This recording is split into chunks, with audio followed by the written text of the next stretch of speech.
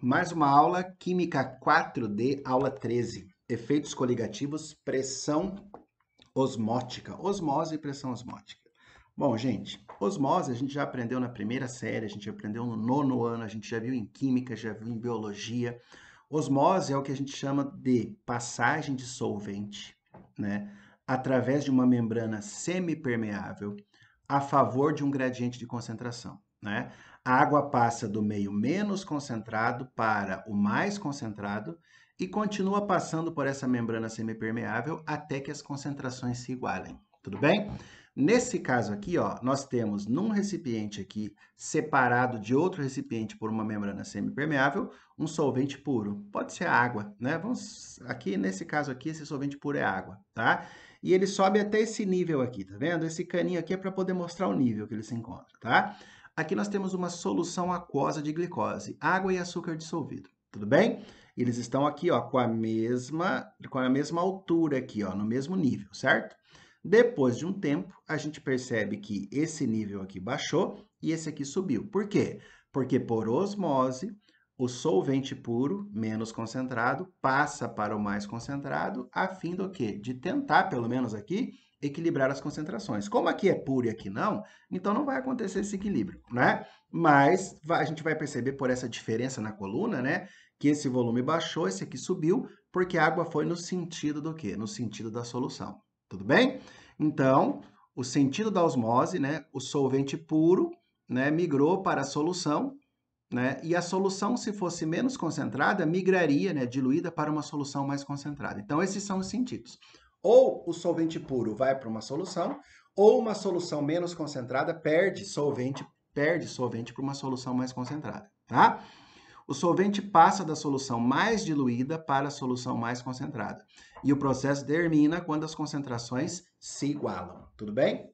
Então, se aqui tivesse uma concentração de glicose menor e aqui uma concentração maior, o solvente passaria, né, para a direita aqui, diminuindo a concentração até, e essa aqui que vai perdendo solvente vai aumentando a concentração até que elas se igualem. Tudo bem? Mas aqui não é o caso porque aqui é solvente puro e glicose. Tudo bem? Então, osmose, passagem de solvente do meio menos concentrado para o mais concentrado, sem gasto de energia. Beleza? Quando nós estudamos propriedades coligativas, a solução mais concentrada é aquela que tem maior número de mols de partículas por litro de solução. A solução mais diluída é aquela que tem menor número de mols de partículas por litro da solução. Mais concentrada, maior quantidade de partículas. Menos concentrada, menor quantidade de partículas. Essas partículas, como nós já vemos há dias, né, são, na verdade, partículas de um soluto não volátil, que interferem, né, em propriedades como tonoscopia, ebullioscopia, crioscopia e agora tonoscopia. Tudo bem? Então, vamos lá. Pressão osmótica. Se quisermos interromper a osmose, basta exercer sobre o sistema uma pressão no sentido inverso ao da osmose e, no mínimo, com a mesma intensidade daquela que o solvente faz para atravessar a membrana semipermeável. Gente, se aqui é puro e aqui é concentrado, então o solvente vem da esquerda aqui para a direita e conforme ele migra para cá, esse nível aqui, ó, na solução sobe, certo? A pressão osmótica, gente, é a pressão que eu exerço para interromper esse fenômeno chamado osmose. Tudo bem? Então você concorda que quanto mais concentrado aqui, ó, for, mais intensa vai ser a pressão dessa osmose, a pressão osmótica, porque se a diferença de concentração é muito grande, muito solvente tem que migrar para cá para baixar essa concentração. Então, muito vai subir esse nível. A pressão osmótica, na verdade, né, é a pressão que eu exerço aqui, ó, nesse êmbolo para impedir que a osmose aconteça. Quanto mais concentrado for, né, essa solução, maior vai ser essa pressão osmótica. E para eu poder calcular essa pressão osmótica com uma fórmula, eu vou partir da fórmula de pressão. Lembra da fórmula de pressão? P vezes V é igual a N vezes R vezes T. Pressão, volume, número de mols, constante lá dos gases e temperatura em Kelvin. Se eu passar esse volume que está multiplicando, dividindo, eu vou ter número de mols sobre volume, e isso é concentração molar. Então, a pressão osmótica, que a gente vai chamar de π agora, para diferenciar dessa pressão aqui, né? π, que é a pressão osmótica, é concentração molar em mol por litro. Aqui não é molar como nos exercícios anteriores, tá? Concentração molar vezes R, que se for uma pressão osmótica em atm é 0,082, né? E uma temperatura que eu tenho que colocar em Kelvin, nunca em graus centígrados, tudo bem? Uma vez que eu tenho essa fórmula, então, de pressão osmótica, π, ó, pressão osmótica é concentração molar vezes R vezes T, onde o π é pressão osmótica, concentração molar, né, número de partículas expressa em mols por litro, a gente já conhece isso aqui, temperatura em Kelvin e a R, que é a constante dos gases perfeitos, tudo bem? Por essa equação, a gente percebe que quanto maior a concentração, ó, quanto maior for essa concentração de partículas, maior vai ser a pressão osmótica. E isso a gente consegue evidenciar em dados experimentais. Olha só, se eu pegar uma solução que tem 1 mol por litro de glicose, eu tenho uma pressão osmótica em atm de 24,466 atm. Se eu pegar uma solução com um soluto diferente, a sacarose, mas na mesma concentração, então, olha só, eu vou ter o mesmo número de partículas, então a pressão osmótica é a mesma. Agora, se eu pegar uma solução que tenha 1 mol por litro de NaCl, lembra daquela história do NaCl caindo na solução, virando Na+, mais Cl-? Então, 1 mol de NaCl gera 2 mols de partículas, e o meu efeito, né, na pressão osmótica aqui vai ser o dobro, porque são 2 mols de partículas ao invés de 1. E se eu colocar 1 mol de CaCl2, a gente já viu esse sal aqui, ele cai na água, ele vira Ca2+, que é o cálcio, mais 2Cl-. 1 mol de CaCl2 gera 3 mols de partículas. Então, o efeito é 3 vezes maior. Porque quanto maior a quantidade de partículas, ou seja, a concentração molar, maior a pressão osmótica. Tudo bem, gente? Tranquilo isso? Então, a conclusão está aqui, ó. Se comparadas nas mesmas condições de pressão e temperatura, a pressão osmótica depende da concentração de partículas e não da natureza do soluto. Exatamente, porque se eu pegar 2 mols de sacarose, um soluto de natureza molecular, e comparar com 1 mol de NaCl, um soluto de natureza iônica, a pressão vai ser a mesma, porque em 2 mols de sacarose, eu vou ter 2 vezes 6 vezes 10 a 23. 1 mol de NaCl, eu tenho 2 vezes 6 vezes 10 a 23. Então, o efeito coligativo da osmoscopia, né, ou osmometria, que é a interferência ou aumento da pressão osmótica, vai ser o mesmo. Tudo bem, gente? Tranquilo? Então, essa fórmula aqui é uma fórmula muito importante, porque se eu tenho a temperatura e a concentração, eu consigo calcular a pressão osmótica de determinadas soluções. Beleza? Daí, gente, nós podemos classificar as soluções quanto às pressões osmóticas, do jeito que a gente classificava quanto à concentração lá em osmose, tá? Se a pressão osmótica de A for igual a de B, então as soluções A e B serão isotônicas. Iso é igual, de mesma concentração. Tudo bem? Se a pressão osmótica de A for maior que a de B, então a solução de A será hipertônica em relação à solução B. Agora, se a pressão osmótica de A for menor que a de B, a solução A será hipotônica em relação à solução B. Olha o exemplo aqui que fácil. Aqui eu tenho uma solução de glicose 0,1 molar, ou 0,1 mol por litro. Aqui eu tenho uma solução de glicose 0,2 molar, 0,2 mols por litro. Tudo bem? Então, nesse caso aqui, ó, se a pressão osmótica de A é menor que a de B, e é porque a concentração é menor, então a solução A é hipotônica em relação às soluções no sistema.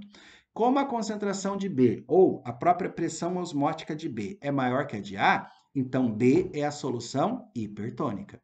Como o solvente sempre passa da hipotônica para a hipertônica, o fluxo de água vai ser de A para B até que se iguale as concentrações. Por quê? Conforme a água vai saindo daqui, a concentração de A vai aumentando.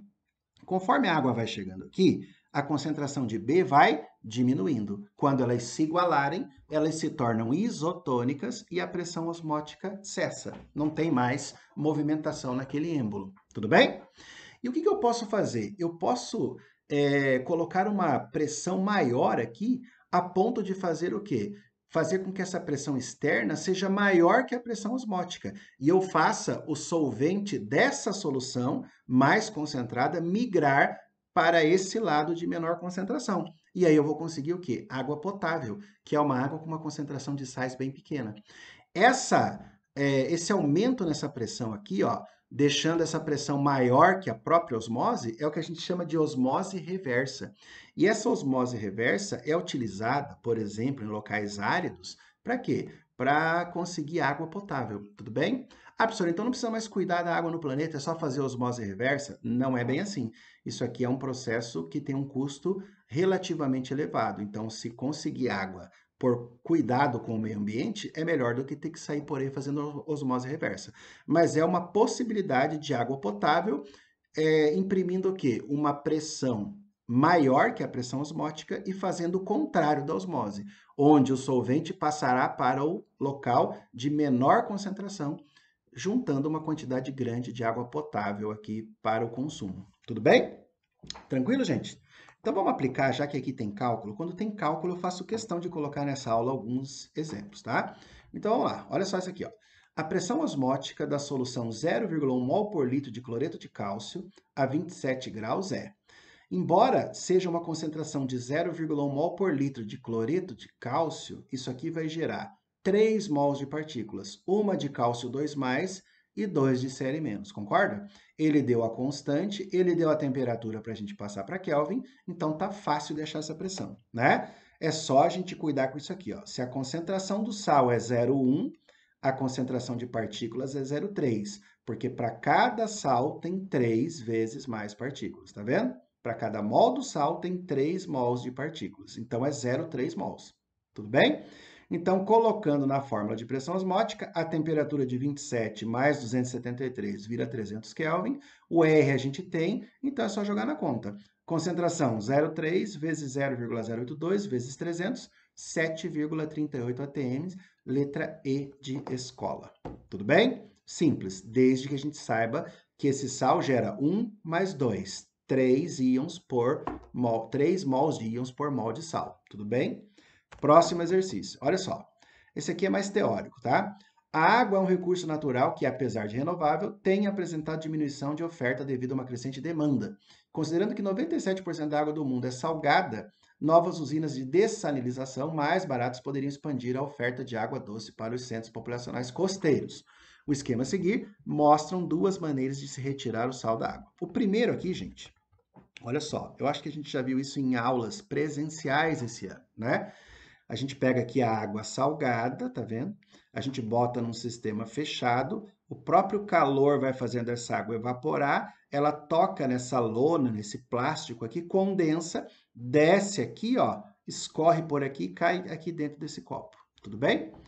Aqui a gente tem uma pressão exercida que é maior que a pressão osmótica, ó, uma alta pressão numa solução de água salgada, forçando o solvente a passar por uma região de menor concentração, fornecendo água pura numa membrana semipermeável, né, que não permite a passagem do sal, só da água, ou até, de repente, uma solução de concentração bem mais baixa, a ponto de ser potável, tanto faz, tá?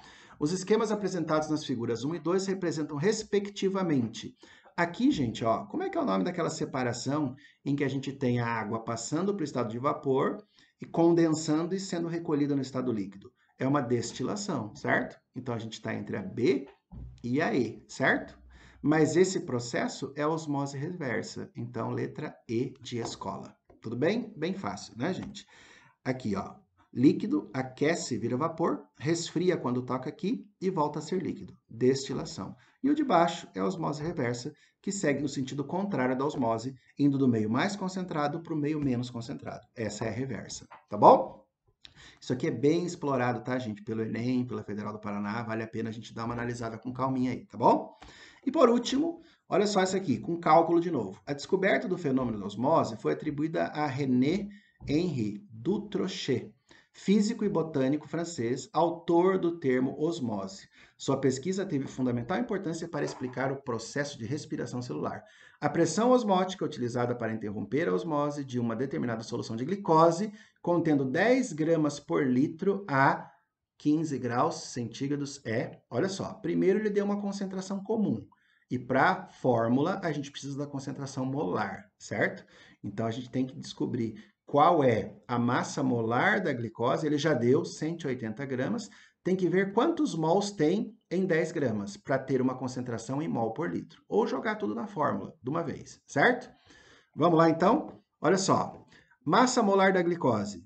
1 mol tem 180 gramas. Então, 10 gramas dá X. Multiplica cruzado, a gente descobriu que tem 0,056 mols em 1 litro, porque 10 gramas é essa quantidade em mol. Então, é 0,056 mol por litro. Tudo bem? Então, a gente já temos a concentração molar. A constante a gente sabe que é 0,082 e a temperatura, cadê a temperatura aqui? 15 graus mais 273 dá 288. Então tá fácil para achar essa pressão, né? Pressão 0,056 vezes 0,082 vezes 288. Pi, ou pressão osmótica, 1,32 atm, tá bom? 1,032 é o aproximadamente quanto aqui, ó? Letra D, 1,31, né? 1,32, desculpa, eu falei 0, 1,32, 1,31. Tudo bem? Tranquilos, gente? Tentem aplicar, né, essas fórmulas nos exercícios de conta. Tentem fazer as questões teóricas e para qualquer dúvida é só me chamar. Um abraço e até mais.